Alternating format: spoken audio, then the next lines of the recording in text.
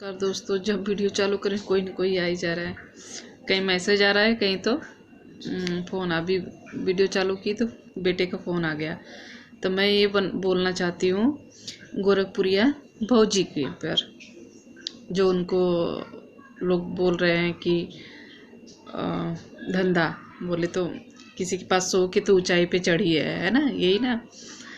तो उस पर मैं बोलना चाहती हूँ ये कि उनके साथ नहीं हुआ ऐसा।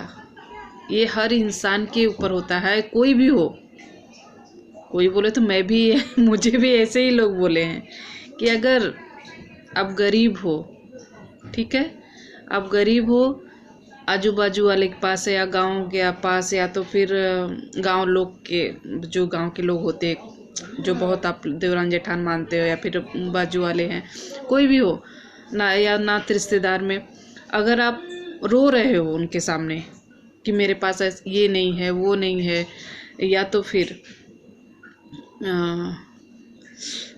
मेरी सास ऐसी है, मेरे ससुर ऐसे हैं, तो मेरी ननद ऐसी है, मतलब किसी से भी ऐसा आप रोते रहोगे ना तो बहुत खुश हो जाएंगे, इतना खुश रहेंगे कि पूछो मत। कि मतलब घर के अपने पूरा पोल बता रही है मुझे, ये होता है। मेरे साथ हुआ है जो मैं ये बता रही हूँ, बाकी कोई साथ क्या हुआ है ये नहीं पता, लेकिन मेरे साथ हुआ है तो इसके लिए मैं फील कर रही हूँ कि सेम उनके साथ भी ऐसा हो रहा है। तो मैं भी एक टाइम ऐसा ही था, जब मैं गांव में रहती थी तो बहुत बुरी हालात थी मेरी। मैं तो ऐसा थी कि मैं कभी भी स्टोरी अपना डालूँगी मोबाइल पे वीडियो बना के।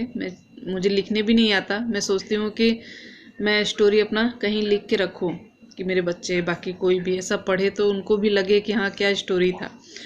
तो फ़िलहाल अभी जो बात कर रही है मैं बताती हूँ। मैं पहले गांव में रहती थी तो यही हाल था कि मेरे पति यहाँ पे रहते थे और मैं अकेले गांव में रहती थी।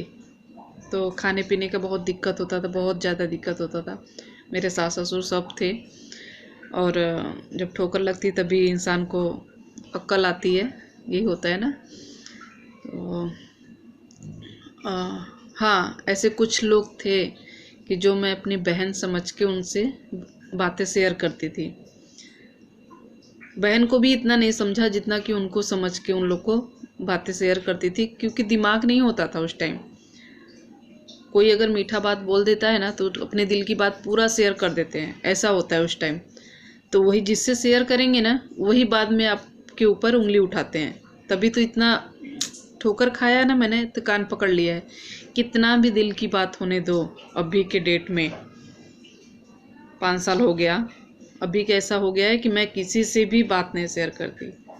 मैं एक बेटे को जन्म दिया है, दोस्त समझ के, भाई समझ के, बेटा समझ के, सहेली समझ के, बॉयफ्रेंड समझ के, जो भी लोग समझते हो मैं वो समझ के उसको शेयर करती हूँ।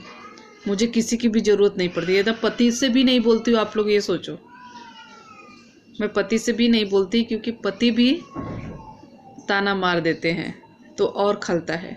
मैं तो ऐसी मोड़ पे खड़ी हूँ ना कि ससुराल की बात मैके में नहीं, मैके की बात ससुराल में नहीं, किसी से भी नहीं कर सकती, माँ बाप से भी नहीं कर सकती, क्योंकि खुद से ऐसा, इसके लिए मैं नहीं बोलती। और हाँ, तो जिस बहन को मैंने अपना, जिस देवरान जेठान लगती थी उनको बहन समझ के जो बात मैंने शेयर किया, अपने घर की बातें बताती थी, क्या मेरे अंदर चल रहा है वो सब बताती थी। तो ये सब बताने से तो घर नहीं चलता ना, या कोई मुझे देगा नहीं।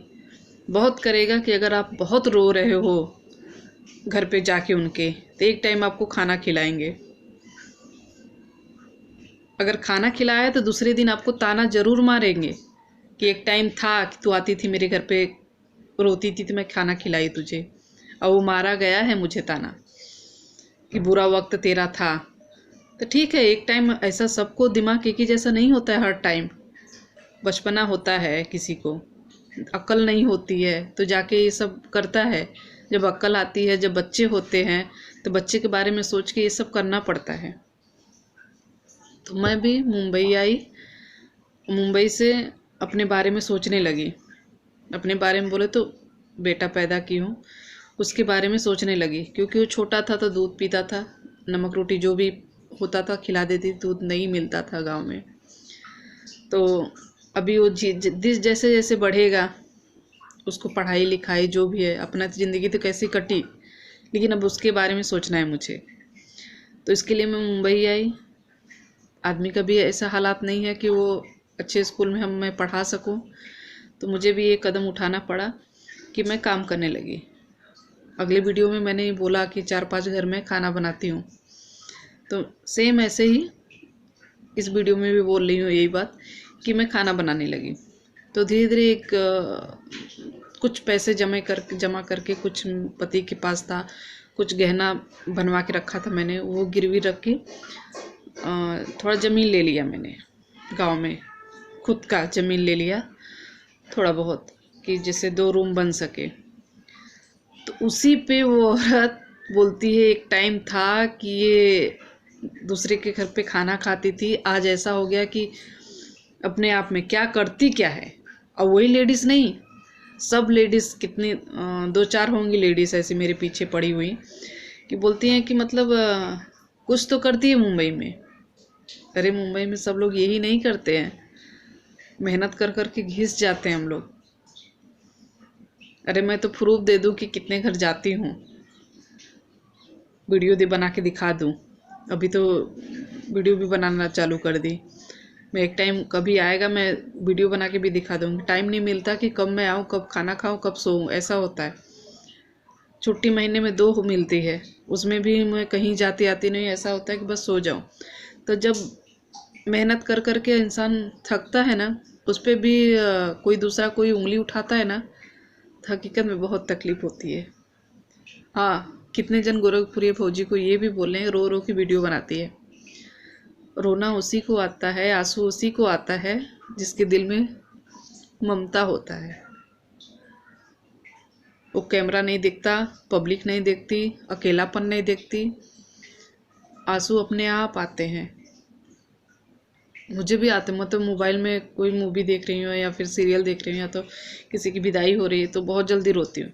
मेरा बेटा बोलता है कि सब नाटक रहता है, क्यों रो रहे हो मम्मा, लेकिन फील होता है अंदर से, खुद से ऐसा लगता है अपने ऊपर भींगा हुआ है। तो जो जिसके मन में ममता होगी वही ऐसा आंसू निकलता है, तभी निकलता है। कोई जानबूझ के ऐसा नहीं निकलता है कि मटका में भरा है निकाल दिया या वीडियो के टाइम ही रोया, ऐसा नहीं है। मैं अभी चाहूँ तो बात करके रो देती हूँ, लेकिन मैं अपने आप को कवर किया है। और कितने लेडीज़ तो ऐसी हैं कि घर के सामने या घर पे ही मिट्टी पड़ा हुआ है तो भी एक बूंद आंसू नहीं गिरता है, तो उसको क्या बोलेंगे, दिल की पत्थर है? नहीं ना, क्योंकि नहीं निकलता। वो सोचती होगी कि रोऊं। मेरी देवरानी खुद ही है ऐसी कि मेरी सास मेरे ससुर दोनों ऑफ हुए थे, उसके आँख से आंसू नहीं गिर रहा था, सब रो रहे हैं, वो ऐसे मतलब बैठी थी। अंदर से उसको तकलीफ हुआ होगा, ऐसा नहीं है तकलीफ नहीं होगा, लेकिन आंसू नहीं गिर रहे थे। तो उसकी गलती नहीं है, ऊपर वाले की गलती है। किसी किसी के आंखों में आंसू इतना भर देते हैं कि वो कंट्रोल नहीं कर पाता, कोई कोई चाह के भी नहीं निकाल पाता है। तो प्लीज़ किसी की कामयाबी पे उंगली ना उठाएं। लोग मेहनत करते हैं तभी आगे बढ़ते हैं, और उस मेहनत पे मत करिए। जो गलत कर रहा है वो गलत है, हकीकत है गलत, लेकिन हर ऊंचाई पे जाने का रास्ता यही नहीं है सोने का किसी का। मैं इसके लिए मैं भी वीडियो बना रही हूँ कि मेरे ऊपर ये भींगा है कि आज मैं अपने आप से मतलब रख रही हूँ, किसी से, बाजू से, सहेली से और कोई रिश्ता नहीं रखती हूँ। क्योंकि रखूँ, पता है क्या होगा, तेरी देवरानियाँ ऐसी है, तेरी जेठान ऐसी है, तेरी सास ऐसी है, तेरी बहू ऐसी है, तेरी बेटी ऐसी है, यही सब होगा। तो इतना टाइम नहीं है। वही टाइम हम लोग मेहनत पे अगर करें, कहीं अगर मेहनत करें तो 2 पैसा आएगा, घर की गाड़ी आगे बढ़ेगी, ऐसा। तो ये सब छोड़ के अपने करियर पे ध्यान दे। किसी के घर में ताका झाकी, क्या कर रहे हैं, क्या कौन किससे मिल रहे हैं, क्या कर रहे हैं, कहाँ जा रहे हैं, क्या कर, ये सब करना बंद कर दीजिए। इसीलिए आगे कोई नहीं बढ़ पाता है।